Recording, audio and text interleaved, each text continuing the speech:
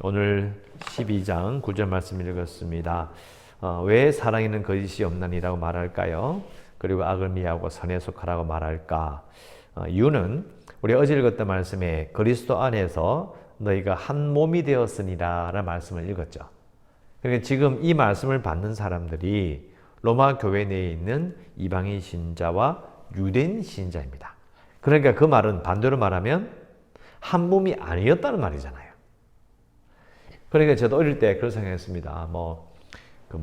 정의사회 구현 이래가지고 앞에 막 현수막 붙은 때 기억나시죠? 전두환 시절에. 그걸 딱 보는 순간 어린 저의 마음에도 그런 생각이 드는 거예요. 아, 저게 정의사회가 아니라서 그런 거구나. 정의사회가 구현되어 있으면 그건 붙일 필요가 없는 거예요. 그죠? 그러니까 지금 사랑을 말하는 이유는 로마 교인들 사이에 사랑이 없기 때문이에요. 그죠? 근데 이제 생각해 보면, 자, 여러분, 우리가 교회 생활 해보면 어떻습니까? 교인들끼리 사랑해요, 안 해요? 솔직히 한번 생각해 보세요.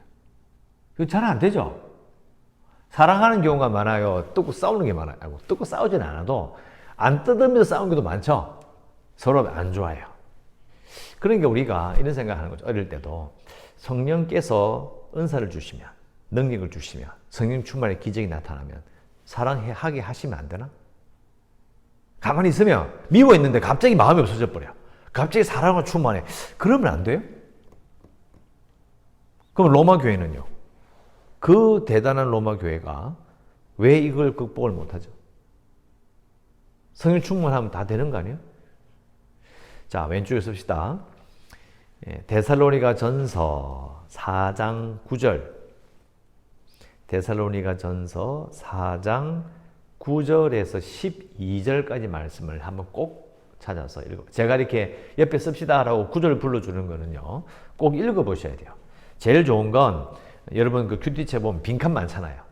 거기다가 찾아서 이렇게 적어보면 훨씬 도움이 됩니다. 그런 거 찾았고 적어보고 자기 생각과 묵상을 적으라고 빈칸이 많은 거예요. 종이가 남아돌아서 그렇게 한 거 아닙니다. 우리가 읽을 때마다 그걸 생각하셔야 돼요. 자, 데살로니가 전서 4장 9절 12절 내용 중에서 이런 말이 있어요. 하나님의 가르치심을 받아 서로 사랑함이라. 어떻게 해요? 가르치심을 받았대요.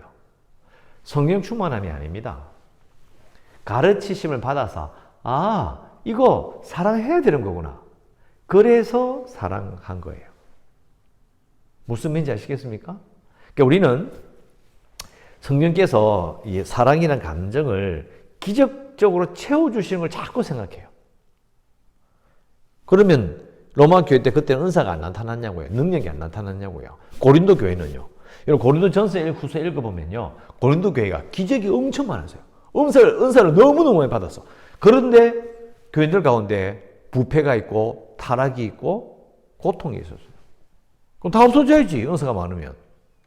그러니까 자, 우리가 이 성령께서 우리 역사하실 때에 우리의 사랑 없으면 사랑 확 채워주고, 그죠? 마음에 불안이 있으면 불안을 확 없애주고, 그런 식으로 역사하셔서 얼마나 좋겠어요? 아니에요. 그게 아니고, 구원은 하나님이 강권적으로 해주시는 것이지만, 그러나 생활 속에서 사랑하게 되고, 야, 우리가 이 유대인과 이방인이라는 것 때문에 예수 믿는 사람이 갈라지면 되겠느냐? 자, 우리 서로 사랑하자. 우리는 한 몸이다. 이런 건요, 우리가 맡겨진 거예요. 그러니까 지식으로 알게 하는 거예요. 하나님이 가르치셔서 이렇게 해야 되는 거구나. 왜요? 지금 바울이 로마 교회에 편지를 써보내는 거 하나님이 역사하시는 거예요. 그걸 가르치라는 거죠. 그 다음에 성령이 어떻게 한다는 거예요? 우리를 깨우치셔요. 이런 거구나. 왜요? 가르침 받아도요, 깨닫는 건 다른 겁니다. 여러분 학생들 공부해보면요, 다 깨우칩니까? 다 앉아서 가르침 받는데 아무 상관없어요. 가르치시고 깨우치시는 역사가 있는 거예요. 그런데 자, 그 다음 문제가 뭐죠?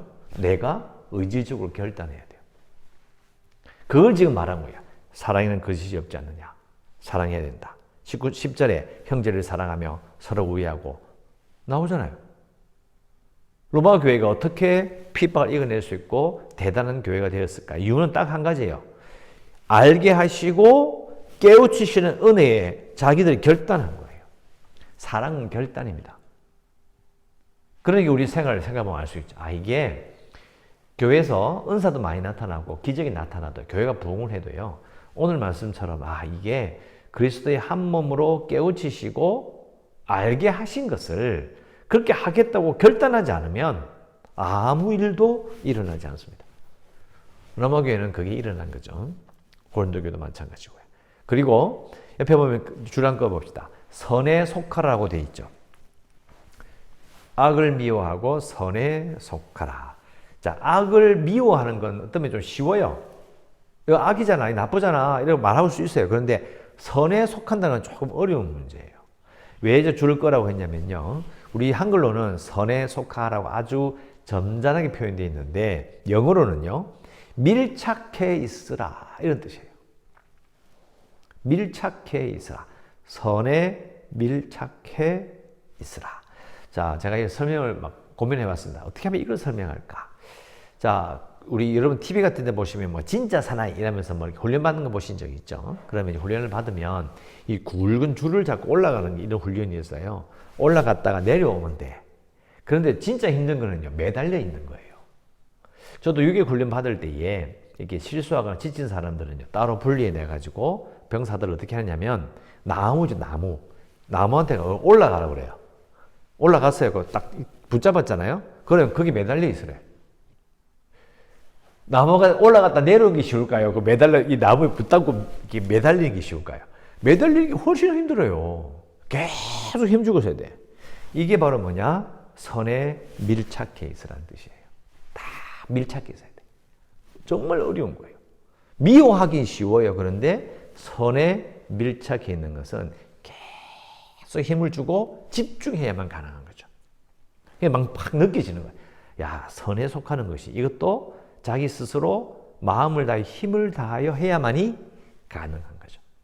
사랑하는 것도 그렇고 그리고 선에 속하는 것도 마찬가지 거죠. 집중해야 되고 결단해야 되는 부분이 있는 겁니다.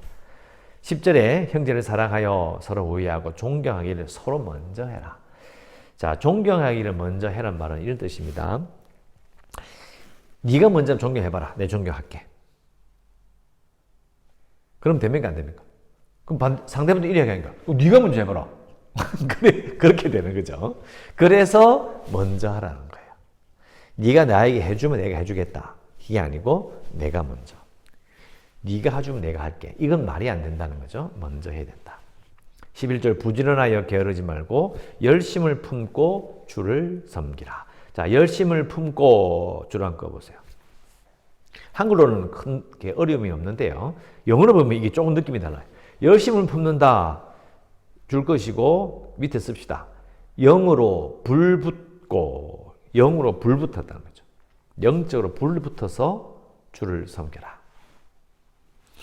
자, 영으로 불 붙다 쓰셨죠? 자, 왜 영으로 불 붙는 표현을 쓰냐면 아까 말씀드린 것처럼 고린도 교회도 그렇고 데살로니가 교회도 그렇고 그 당시에 초대 교회는요. 하나님께서 특별하게 성령의 은사와 능력을 많이 부어주셨어요. 왜? 교회를 세우기 위해서 정말 힘을 그런 기적들을 많이 일으키셨는데요. 그런 교회마다 성령의 은사와 능력을 받은 사람들이 많았던 거예요. 그런데 이게 시간이 지나다 보니까 고린도 교회에서도 이렇게 말씀하셨잖아요. 질서 있게 하라. 방을 하더라도 질서 있게 하라. 왜요? 이게 정리가 안 되는 거예요. 막 오히려 중구난방이고 교회에 문제가 생겨요. 그러니까 능력을, 기적을 체험하면 내가 받았다고 자랑하는 것이 아니고 자기 중심적인 과시라고 그러죠. 자기를 과시하는 쪽으로 가는 것이 아니라 겸손하게 주를 섬기는 쪽으로 방향을 맞춰야 된다는 거죠. 그게 바로 영으로 불붙고 주를 섬기라 이런 말이 되는 겁니다. 우리가 얼마나 많은 능력과 체험과 그런 하나님의 놀라운 기름 부으심을 체험한 교회예요. 우리 한국 교회가. 그런데 사실은 시간 지나 보니까요. 이 정리가 안 돼. 교회가 더 부흥 안 해요. 오히려 영을 받고 능력 받았다는 교회가 더 많이 어지러워지는 경우가 바로 그런 경우죠. 그러니까 11절에 나오는 열심을 품고 주를 섬겨라 이 부분을 영으로 불붙을 때에 주를 섬겨라 이렇게 해버리면요. 이게 사람들이 듣고 읽으면서 영으로 불붙을 때 성령 은사를 받을 때 그걸 가지고 주를 섬겨야 돼 이렇게 가르칠 수가 있잖아요. 그런데 열심으로 주를 섬겨 이렇게 번역을 해놓으니까 중요한 걸 놓치는 거예요. 그러니까 성령을 받을 때 성령의 충만함을 받을 때, 능력을 받을 때 어떻게 해야 될지를 모르는 거예요. 영어를 읽어보면 여러분 영어 사전표합 찾아보죠. 뭐라고 되어 있는가. 이건 정말 간단한 영어예요.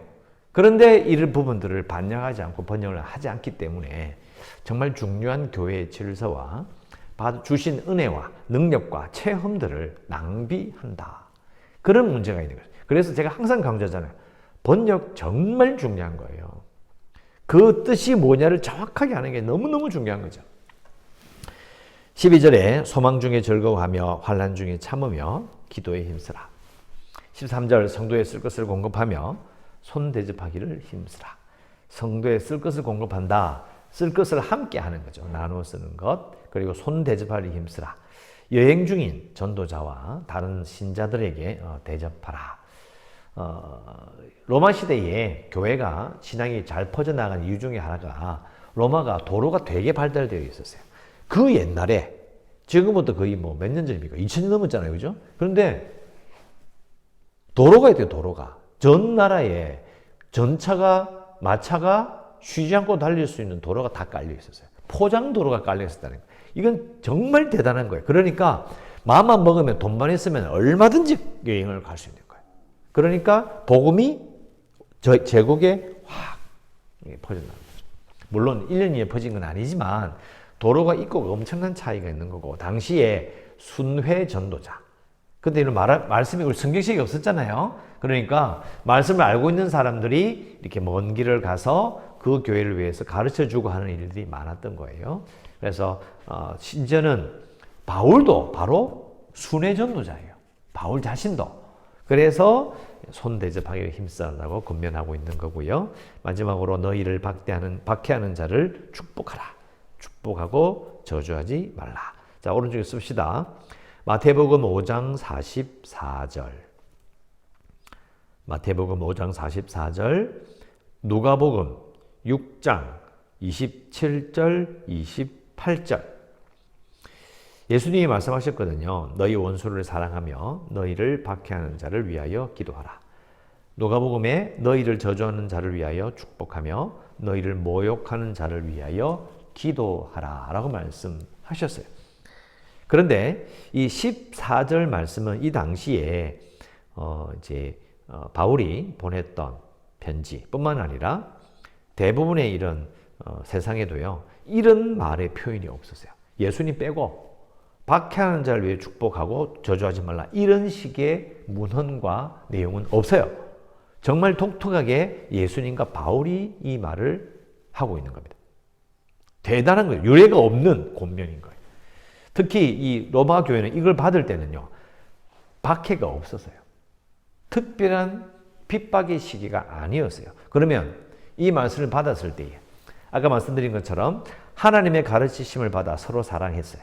그죠? 사랑함이라 그 일이 로마 교회에 일어났어.